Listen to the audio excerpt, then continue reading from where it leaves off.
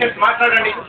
అధ్యక్ష బాగా తింటున్నాడు అధ్యక్ష, ఇంకా తింటున్నాడు అధ్యక్ష, మిగులుతో మాకు తెలియదు అధ్యక్ష, ఇంకా తింటున్నాడు అధ్యక్ష. అవునండి, కూర్చోండి, మీరు కూర్చోండి. స్పీకర్ గారు వేస్తుంటారు, కూర్చోబెడతారు. వెంటనే రోజు గారు వేస్తారు. మేము తిన్నామా, మేము తిన్నామా? చంద్రబాబు నాయుడు నువ్వు తిన్నప్పుడు మేము అడిగామా?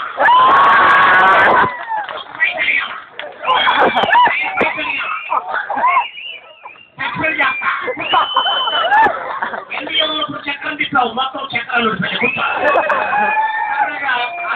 మరి రోషయ్య గారు ఒక సభకి వెళ్ళి అసెంబ్లీలో ఆయన చెప్పిన మాట. ఒకసారి ఒక సభకి వెళ్ళినప్పుడు మహిళలంతా నన్ను చూసి అది ఆ గుండె ఆయన రోషయ్య అనుకున్నా. కానీ ఆ దిక్కుమాలని శాసనసభ్యుల్లో వీడు ఒకడా అప్పుడు బాగా మాట్లాడేస్తారు. బాలేవు, ఇదంతా హాస్యంగా తీసుకో. మరి ఆ రోజుల్లో అది ఎం సత్యనారాయణరావు గారిని ఒకవేళ ఇక్కడికి పిలిస్తే మీ అందరూ ఆయన ఎంత మాట్లాడతారు? ఆయన స్వదేశంలో విదేశీ ఏం మాట్లాడుతారో అర్థం కాదు. వేదిక మీద రాజశేఖర రెడ్డి గారు ఆయన పిలుస్తారు, అంటే చంద్రబాబు నాయుడు పొగుడుతారా? ఎలా ఉంటుంది? అను మీద అంటే ఓ మంచి కార్యక్రమం, మంచి కార్యక్రమం పెట్టు పిలిచారు. ఉస్మానియా యూనివర్సిటీగా మీరందరూ కూడా అప్పుడు చదివినప్పుడు బావులకి పేడకి పనిచేశారు. ఇప్పుడు మా వాళ్ళు లక్షలు తింటున్నప్పుడు ఒక పైసలు కూడా నాకు రాలేదు.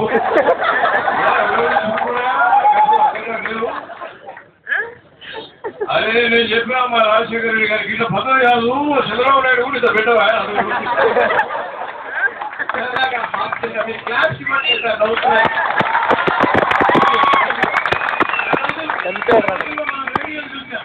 రేడియోలో మా అమ్మ రేడియో పెట్టగానే చిన్నప్పుడు నాకు పాట వినిపించేది ఏంటంటే, నాది కొత్తగూడెం థర్మల్ పవర్ స్టేషన్ నుంచి వచ్చాను.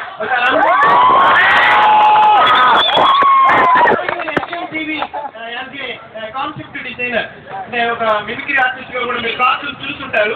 ఆ కార్టూన్స్ కి నేనే ఇస్తున్నాను. ఇక్కడ శ్రీధర్ గారు తర్వాత మిగతా అందరూ పెద్దల సహకారంతో ఇక్కడికి రావడం జరిగింది. ఆ రోజు రేడియో పెట్టగానే మా అమ్మ రేడియో పొద్దున్నే తెల్లవారుజామున వాకిలు ఊడుస్తూ రేడియో పెట్టగానే నాకు పాట వినిపించేటప్పుడు నిద్ర పొద్దున్నే పక్షులు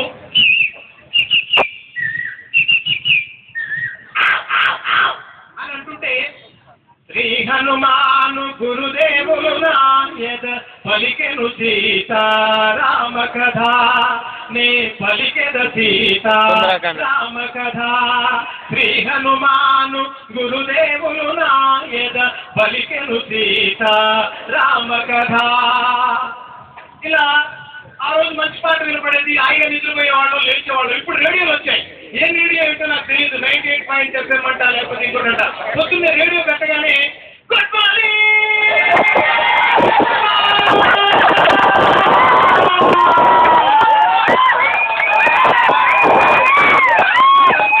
వేసిందా కలుస్తుంది. గుడ్ మార్నింగ్ అంటే పని చేసి పడుకుంటే ఈలోగా ఒక ఆవిడ ఫోన్ చేసింది.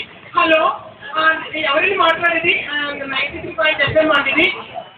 అవునండి, ఎవరు మాట్లాడేది? నేను సరళని మాట్లాడుతున్నానండి, ఖైరతాబాద్ నుంచి. ఆ సరళ గారు బాగున్నారా? నేను రేడియోకి సరోజినండి. చాలా బాగున్నానండి, మీరు బాగున్నారు? మీరు చాలా బాగుంటుందండి, మీ వాయిస్ చాలా బాగుంటుందండి. నాకు తడబడి అలాగే ఈ టాపిక్ ఎలాంటి సంబంధించిందో వినండి.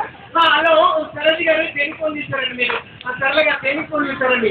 ఏం లేదండి, రేపు మా బాబు బర్త్డే అండి. ఈ రోజేనండి వాడికి 2వ బర్త్డే అండి. గుజ్జిగా ఉన్నాడు, ఏం మాట్లాడుతున్నాడు చెప్తా, అసలు పాటలు కూడా పాడేస్తున్నాడు.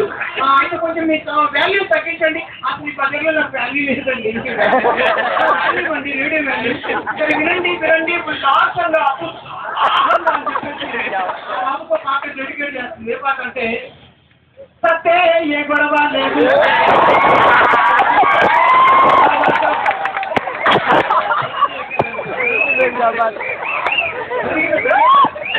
ఏం మాట్లాడుతున్నావు తెలుగులో?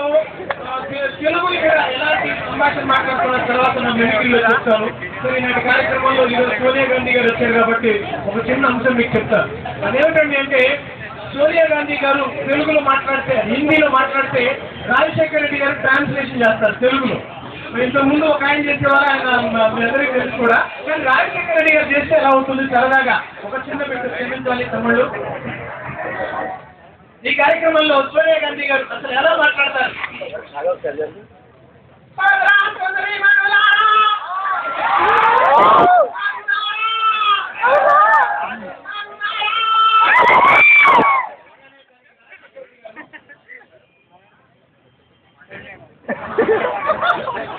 ఇంటి గుర్తు తెచ్చుకోవాలి కదా.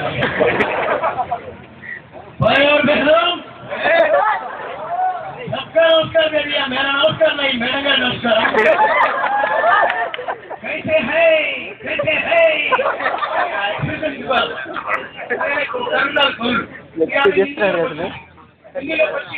మొత్తం మీరు ఆర్కి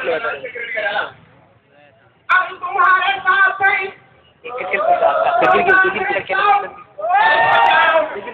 నేను మీ వెంట ఉంటా. నామినేషన్ తీసుకురండి, మళ్ళీ గెలిపించండి.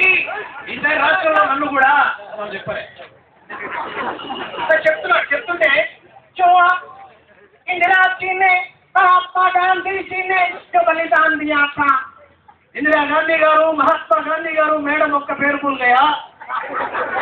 రాజీవ్ గాంధీ గారు దేశానికి బలిదానం చేశారు. बहुत अच्छा है, చాలా బాగుంది. ఆంధ్రప్రదేశ్ కి ముఖ్యమంత్రి మీరాగండి, నేను చెప్పుకుంటాను మీరాగండి. ఆంధ్రప్రదేశ్ ముఖ్యమంత్రిని నేనే, నా పేరు రాజశేఖర్ రెడ్డి, ఇరవై రెడ్డి.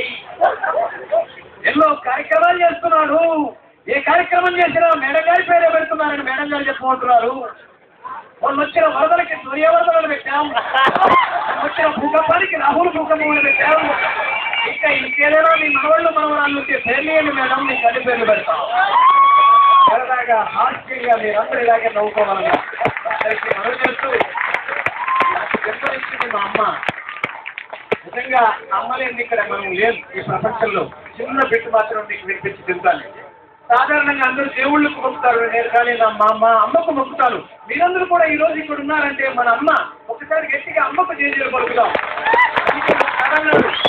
ఆ కవి ఏమన్నాడంటే, మనం కడుపులో పడగానే అమ్మ వేవిళ్ళ వంకతోని తను తిన్న ఆహారాన్ని అంతా కట్ చేస్తుంది. ఎందుకంటే పిండంగా మనం కడుపులో పట్టాలని.